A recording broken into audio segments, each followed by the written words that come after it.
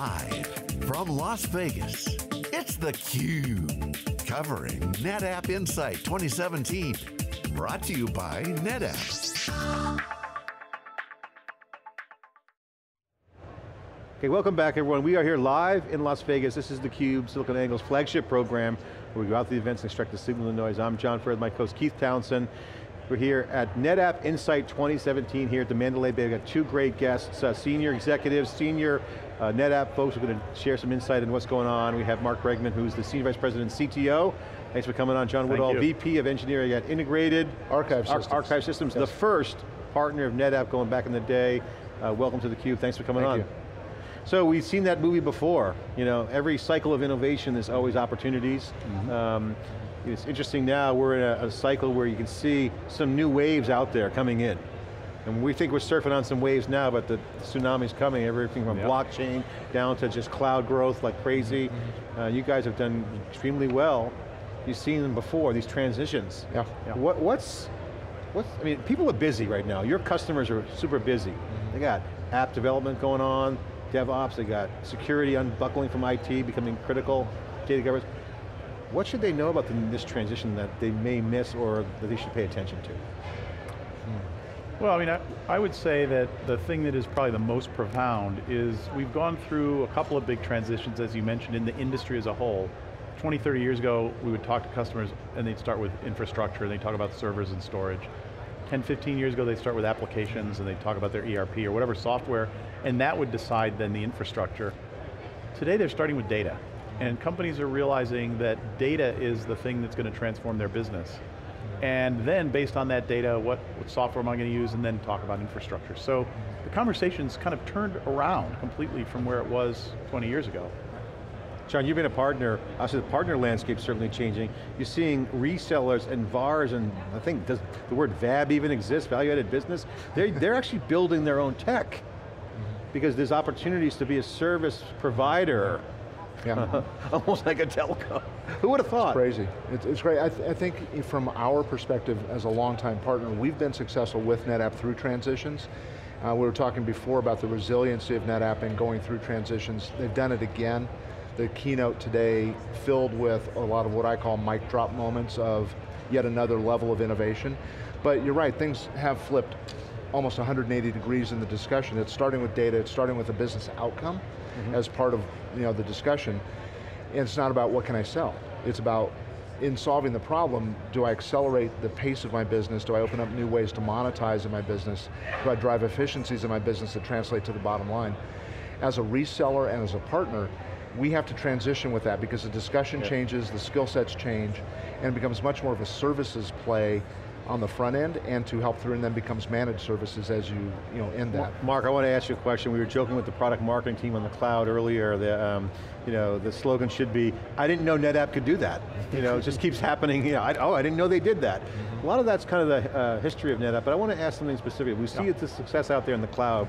You look no further than Amazon Web Services. Now Microsoft's kind of catching up to the rear. Google's there, some other people are trying to kind of get in there. But Amazon's the winner when it comes to the number of announcements you see at an event. And I'm sure that reInvent coming up is going to be a tsunami of, they're bigger announcements, more services, so it's a plethora. And so that's an indicator of success. And also the new differentiator at scale as you got to keep iterating. You guys had a slew of announcements.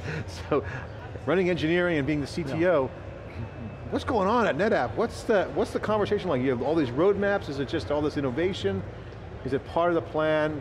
And just give us some insight into how this all works. I think for a long time, maybe for the first 20 years of the company, we were almost like a one product company, and the innovations were all in that lane. They were all, make this a better product, make ONTAP better. And customers love that because they were growing with us. What's happened is it's kind of exploded in multiple dimensions. So we're continuing to innovate in our core, but at the same time we're having to say, how can we use this capability in a completely different way in the cloud? How can we help customers manage their data no matter where it is, not just on our ONTAP systems? We made the acquisition a little over a year and a half ago of SolidFire to get into an area of a different approach to managing storage. And it's not, sometimes people get confused and think, oh, that's how you got into Flash. Frankly, we were already doing Flash, and we have Flash in all of our product lines. The real reason we did that was to get into this more programmatic, scale out, API-driven model of administration of storage. And we're having to do that in so many dimensions. So as we expand those dimensions, of course we have to expand our innovation. We have to innovate at a given rate in each of those threads. The old joke in Silicon Valley is, get lucky once and you get rich and it's hard to, the sophomore jinx, whatever you want to call it. Repeated successes is a sign of success, and certainly as a partner, you don't want a one-trick pony at all. No. But I got to ask you, given the NetApp history of those successes, the data fabric is very good positioning. I like that positioning because it's got a lot around, it's super important. We think data is the new wave that's going to come, bigger than cloud, in terms of its impact. What from NetApp, for the customers that are watching, your customers, and potentially new customers, as you take new territory down with data, what is it about the NetApp portfolio or the architecture, the DNA, that makes you guys relevant in this data fabric equation? Because you can't just get there overnight, there's diseconomies of scale. What is it about NetApp that makes them super relevant? A couple things, one thing, what's the one thing? Well, I think it comes back to, I think you even said the term sort of DNA. It's what is it about NetApp, why are we the one that's been around for 25 years, continuing to make it through these transitions? And I think it's because we, first of all, don't rest on our laurels. We're not caught up in the innovator's dilemma of continuing to just refine what we already have. We'll do that, but we also recognize that there are emerging new customer needs, and our basic intellectual capital can be applied in different ways. So when I talk to our engineers, they don't talk about, I build controllers that go into arrays that manage data. They realize that deeper down there's a kind of intellectual capital that could go into a piece of software in the cloud. And there's a customer problem there we can go solve. So I think it's about being motivated by solving those customer data problems. It's culture? It's culture. What on the product side? Obviously you have a data. Storage stores data. So it's not, you don't have to be rocket science to figure out that storing data. I'll give you an example. I mean, there are a lot of competitors in the flash storage business that have come into the market and basically gave up on us because we were late to come into that market. But we came into the market, we accelerated, we passed them. Why is that? Partly, we built a good product at the flash storage layer, but more importantly, we leveraged all of the storage management, which we'd already built over 20 years. And so now we're suddenly out there with a very rock solid flash engine, but it's supported by all these other capabilities which make it valuable to our customers. So it's not just, hey, here's a new tool, it's here's a new solution to your problem. Absolutely. And I think that's a big part of our DNA and our technology side is, we've been in data management for 20 years, we just never talked about it that way. So John, we had Dave Hitz on earlier, and he said that one of the keys to keeping away from the innovator's dilemma has been that NetApp has leaned into the thing that would kill us. I tweeted that out, I'm like, that's an awesome quote. They've leaned into the things that killed them. As a partner though, that can be a bit scary. Technology especially enterprise tech, is a very stable thing. NetApp has been, with ONTAP, a very traditional partner, even with the FAS and bringing those innovations to Flash. How has that ride been for you guys over the past 25 years? It has been consistent, it has been a great partnership, and it continues to be a great partnership because as I look out and comb my portfolio of offerings and partnerships, NetApp stays very high in that, not just because we have a great run rate business, but because NetApp, in their innovation, allows me to continue to solve problems with an existing partner, which makes us more efficient. Now having said that, we talked about, you mentioned data fabric. That's a completely different discussion from a storage company. At first you think, okay, I'm replicating data, I have a transport layer, that's fine. But what are you doing beyond that? And I think you begin to see a new NetApp emerging as software defined.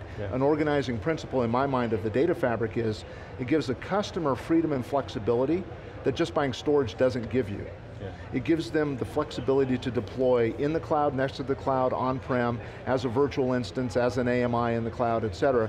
So it allows the customer to place data and workloads where and when and how they want that makes sense for their business, not NetApp's business, or my business. And so in that, we're starting to see now with Anthony Lai's demo today of Cloud Orchestrator.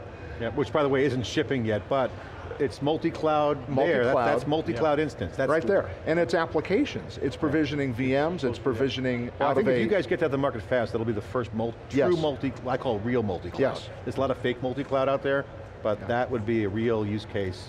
And that's a completely different discussion. So, to kind of plagiarize, you can teach an old storage dog a new trick. So they've transformed to meet the emerging needs of a new market. We are having to transform with them. So there's a bit of bumpiness that we're all going to experience as we learn that and do that. But Well, I want to just double down on that. I want to get also you both perspective. What you're really teasing out with the cloud orchestrator demo, in my mind, the impact of that demo, the significance is, you guys as a storage company, now a data company, are enabling opportunities with the data. That's clearly what's happening, obviously. That's no debate there. But the impact is to developers. Now the developer dynamic is, as these DevOps guys come in, there's reskilling going on, right? So the biggest challenge with multi-cloud is each cloud has its own way to pipeline data or do things with data. So so making that easy, I don't want to have to hire guys to program for each cloud. Well, they're hard to find. You can't, it's incredible. It's too hard. So abstracting that away is going to be a boom for the developer market. That's a new market. That's a different thing than NetApp. It's a very different market than we've been in before. Yes. Absolutely. So what are you doing? What's the plan? Just continue to enable developers? Well, or is it? The comment you made earlier about lean into the thing that's going to kill you is exactly right. I wouldn't have said it quite like that, but I'm not Dave Hitz. But we definitely, when we see a challenge, we lean into it, and that does two things. It's a little bit like, I don't know, is it Taekwondo, where you use the other competitor's energy? I think it's judo. Maybe it's judo. Use the other energy and power of the other opponent to win, and it's kind of what we're doing. And I think when you do that, it means we have to transform, and our partners do. And you're a partner who's been with us a long time. You've been through a lot of transitions. Yes, we have. Well, the judo leverage is about, judo moves about leverage, right? And that's about having an installed, you guys have that leverage, you have customers. And the customers are moving as well. So we could try to keep them, hold them back, or we can move with them and actually accelerate them to where they're going, to our benefit and to our partners' benefit. And I think that's what Dave was referring to. Well, Mark and John, love to have you guys on. Love to do a follow-up segment in Palo Alto. Our offices are literally 300 yards from each other. Certainly you guys are in Sunnyvale. This is a super important conversation.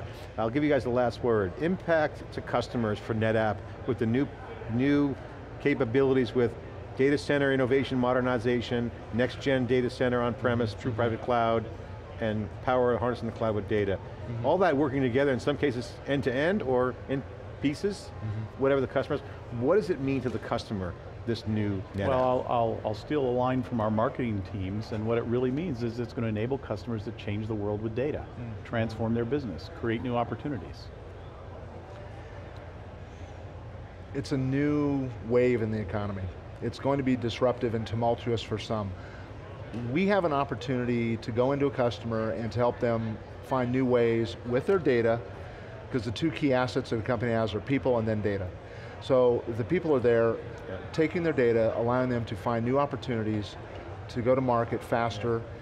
NetApp's in a unique position. It reminds me of value creation. A lot of stuff with blockchain, you see the indicators, almost the Web 1.0 again. You see in the new shift in architecture happening, upside down. It's almost a reverse.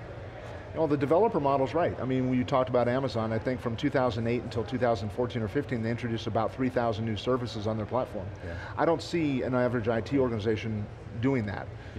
I think that rate's gone up now. It's on an exponential I think you're starting to see the swim lanes, if you will, of each cloud. I'm calling them native clouds because they're so native, but they're also powering a new ecosystem and partners. If we had more time to talk about the partner equation, there are a lot of musical chairs going on in the partner ecosystem. You've been with NetApp from the beginning, congratulations. Thank you. Congratulations on all the success on the platform and the product innovation. It's theCUBE bringing you the innovation and the data through our data fabric called theCUBE. We'll be back with more live coverage after this short break.